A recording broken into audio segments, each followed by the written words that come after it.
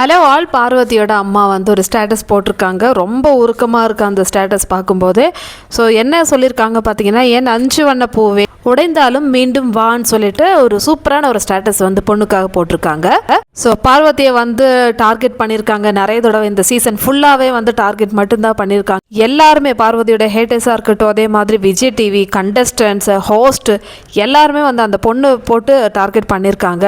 அடுத்தது தனிமைப்படுத்தியிருக்காங்க. நீலாம் வந்து ஒரு ஆளே இல்லை, மெஜாரிட்டி கேம் விளையாடி பார்வதி வந்து தனிமைப்படுத்தியிருக்காங்க அந்த ஷோவில்.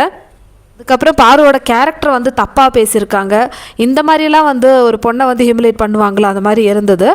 இதுக்கு முன்னாடி எத்தனையோ சீசன் வந்தாலும் ஒரு பொண்ணை இந்த அளவுக்கு வந்து கீழ்த்தனமாக, அதுவும் ரொம்ப கீழ்த்தனமாக வந்து ஹியூமிலேட் பண்ணியிருக்காங்க, டார்கெட் பண்ணியிருக்காங்க. எப்போவுமே வந்து பார்வை நெகட்டிவாக தான் வந்து சேனல் சைட்லேருந்து காமிக்கிறதுக்காக ட்ரை பண்ணிட்டு இருந்தாங்க. பார்வை எத்தனையோ தடவை சொல்லியிருக்கா, இந்த ஹவுஸ்மேட்ஸ்க்கெலாம் வந்து பார்வைனா ஒரு கரை, நான் செத்து கிடந்தா கூட ஓ செத்து போட்டாளா அப்படி தான் வந்து பேசுவாங்க, தவிர ஒரு இறக்க கூட அவங்கக்கிட்ட இருக்கவே இருக்காது.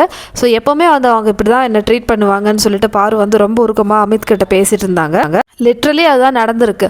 பாரு போனதுக்கு அப்புறமேட்டு கூட அவள் வந்து எந்த அளவுக்கு வந்து கீழ்த்தனமாக பேச முடியுமோ அந்த அளவுக்கு வந்து கீழ்த்தனமாக பேசி கலாய்ச்சி கிண்டல் பண்ணி பாருவை ரொம்ப கேவலமாக கீழ்த்தனமாக நடத்தினாங்க. ஹோஸ்ட்டும் அதே மாதிரி பிக் பாஸ் டீமும் சில ஹேட்டர்ஸும், நான் எல்லா மக்களையும் சொல்ல மாட்டேன், பார்வதி ஹேட்டர்ஸ்ன்னு சொல்லிட்டு இருப்பாங்கல்ல, அவங்க ஒரு பொண்ணுன்னு கூட ஒரு ப்ரியாரிட்டி பார்க்காம எப்படிலாம் வந்து கேவலமாக பேசுகிறாங்க.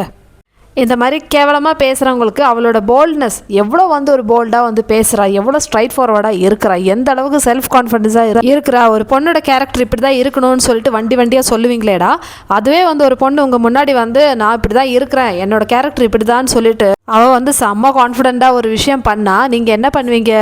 கேவலமாக வந்து கலாய்ப்பீங்க.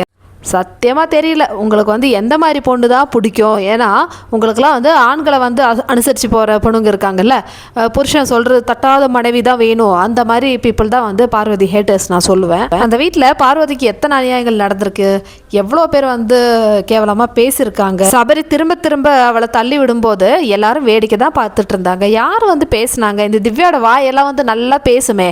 சந்திராவை தள்ளி விட்டு போக மட்டும் அவள் வாய் வந்து அப்படியே எப்படி கத்தனா ராட்சசி மாதிரி.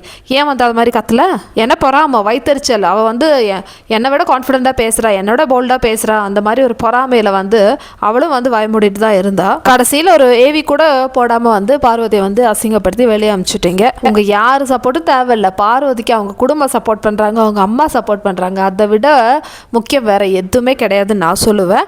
ஸோ அவங்க அம்மா வந்து அவ்வளோ உருக்கமாக அந்த போஸ்ட் போட்டிருக்காங்க. எவ்வளோ வலி இருக்கும் அவங்களுக்கு.